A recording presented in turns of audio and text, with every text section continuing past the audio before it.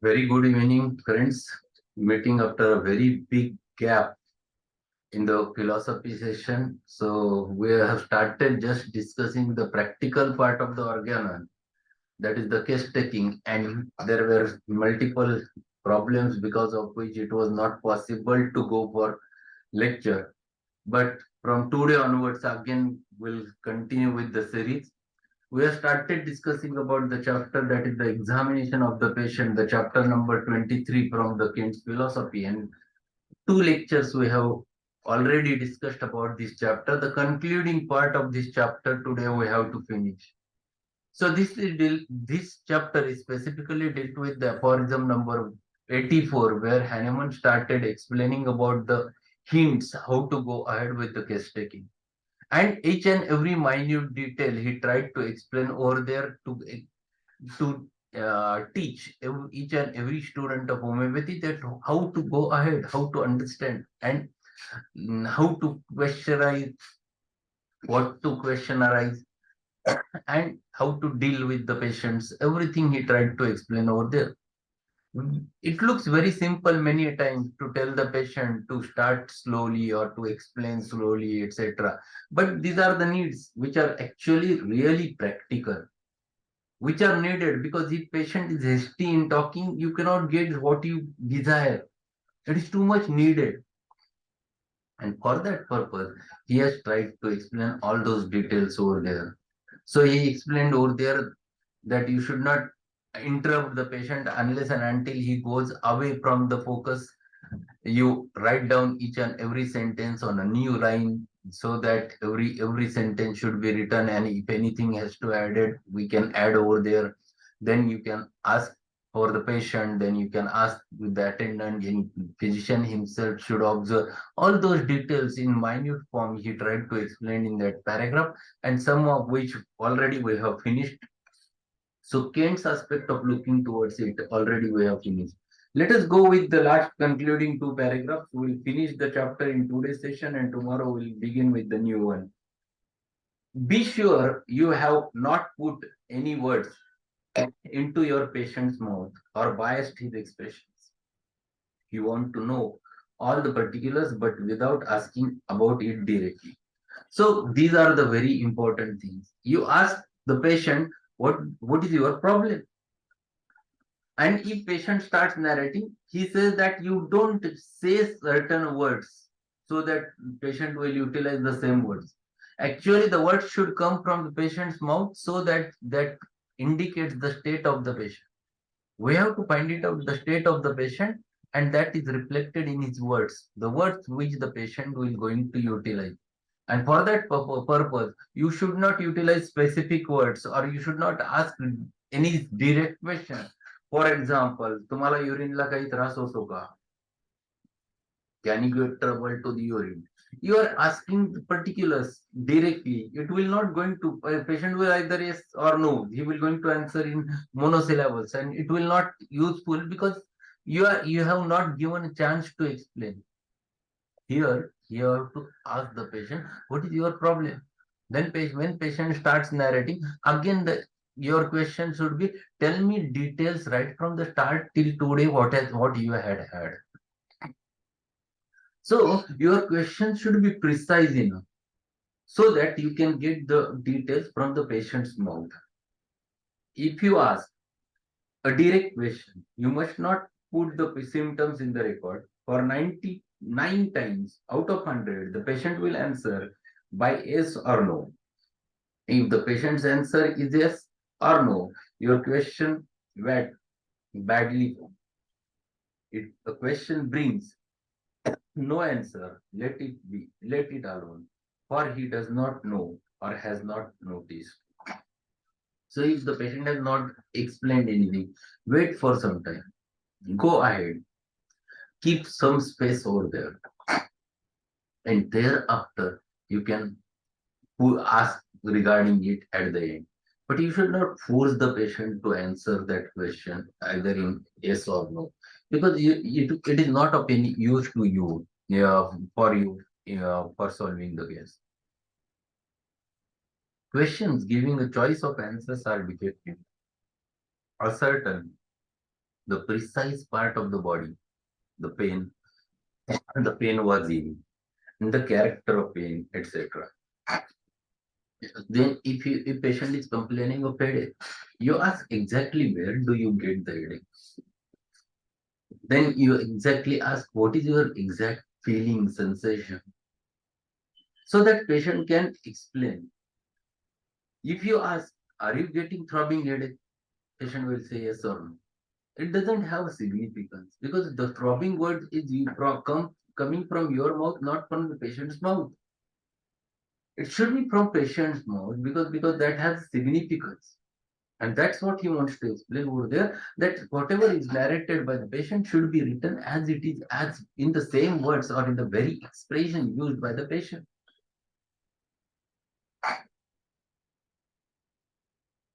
In investigating a case, there are many things to learn. The length of attack, appearance of the discharge, if it be a case of vomiting, its character of time, of day, etc., etc. So you can ask regarding precise location, you can ask regarding sensation, you can ask precise modality. All things are necessary because that makes it more characterized. Every student should go on over these questions, framing collateral questions and practicing case taking. And this is the hint given to you. You must make practice to how to put a question, how to form a question, how to frame a question, so that you can ask it when you deal with the patient. Leave the patient in the freedom always. See, leave the patient in freedom always. Why?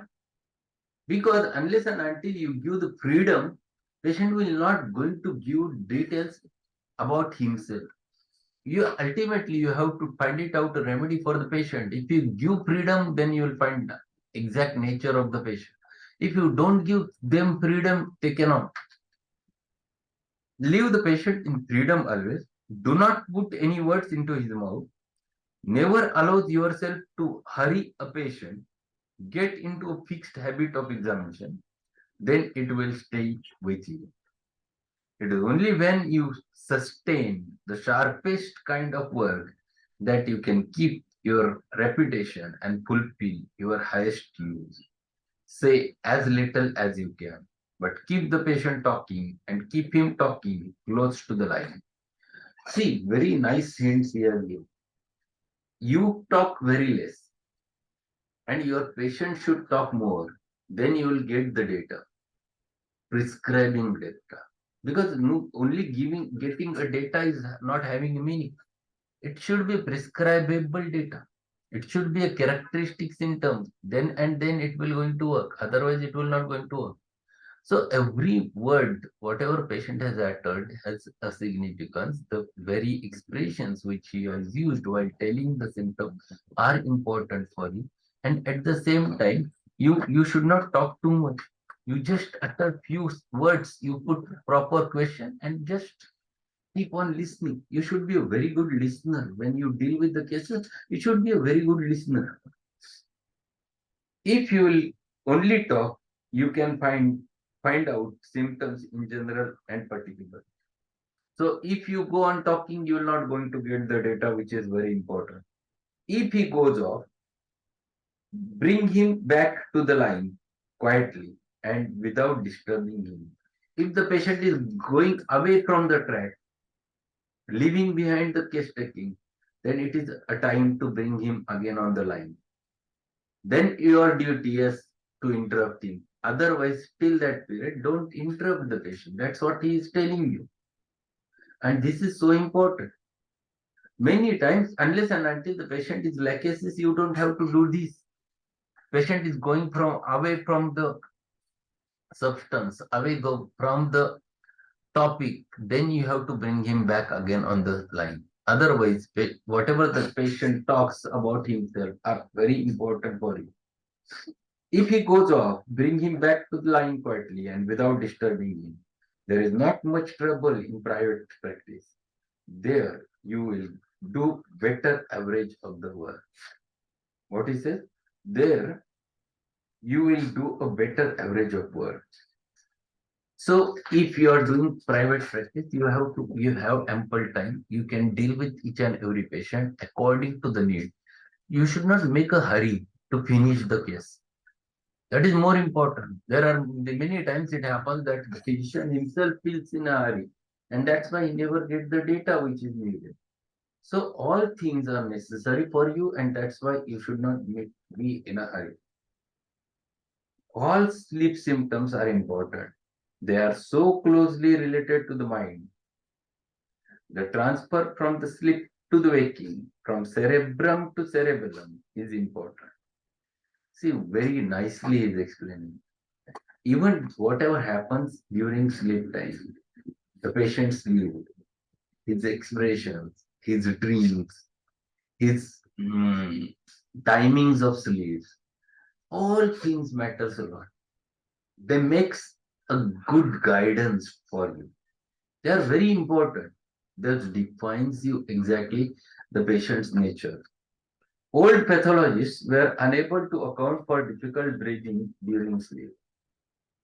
What is saying? Old pathologists were unable to account for difficult breathing during sleep. The cerebrum rules respiration during sleep. To know the functions of brain, the functions of white matter and gray matter, it is important. Rational knowledge of anatomy is important. No homeopath ever discouraged the true study of anatomy and physiology. It is important not only to know the superficial but the real profound characteristics to enable you to recognize one symptom image from another. If you don't have a thorough knowledge of anatomy and physiology, then it is not of any use. You must know the anatomy thoroughly so that you can find it out exactly the nature of disease. If you don't know what is physiology, you cannot find it out in pathology. Physiology is very important for you. You must able to understand, yes, this is if this is physiological, then and then you can treat the pathology. Otherwise, you can't. You are dealing with the pathologies, then you must understand what is physiological. If the patient or a lady during pregnancy comes to you having a tachycardia, you must know the tachycardia, it is normal, it is not abnormal. That tachycardia is not physiological. You should not consider it as a symptom. So such things are necessary, and that's why one should be thorough with the anatomy and physiology as well as pathology. If you are very clear with these subjects, then you will be very clear with your prescription. Then you know what to treat and what not to treat, what to understand and what not, what should be left behind. All those things matters a lot, and for that purpose, a thorough knowledge about the anatomy and physiology as well as pathology is very important. And to conclude this chapter, what he says, study this paragraph carefully and meditate upon it. If you do not form habits now, you will not form practice hereafter. So you have to make a habit of taking the case. You have to make a habit of getting each and every detail from the patient. You have to get a habit of making a question or framing a question. That habit makes it easy for you to get the case from the patient. The narration patient becomes familiar with you if you are familiar with the questionnaire. So it's too simple to go ahead if you have a clear idea about the case taking. And this is what he wants to explain. And lastly, to conclude, he says, you have no regular course and will get into habits you cannot break up. So this is two important things which you have to develop over there. This is one part of case taking which we have finished. Tomorrow's session will start with the next chapter where he continues with the next few aphorisms of Hahnemann and his own philosophy behind those aphorisms. So that's all for today. Tomorrow we'll meet again with the same next chapter with the philosophy. Most important thing today also we'll have at 8 o'clock lecture about Materia Medica. We're going to learn the Bacteria in today's session. It is a very important remedy from both exam point of view as well as from the practice point of view. Very common remedy in today's session, today's era. It is a very important remedy. So we'll learn about the toxicity about the baptisia in today's session. So that's all for today. If any query is there, we'll have a chat. Otherwise, we'll meet at 8 o'clock. Any question? Okay. We'll meet sharp at 8 o'clock. Thank you.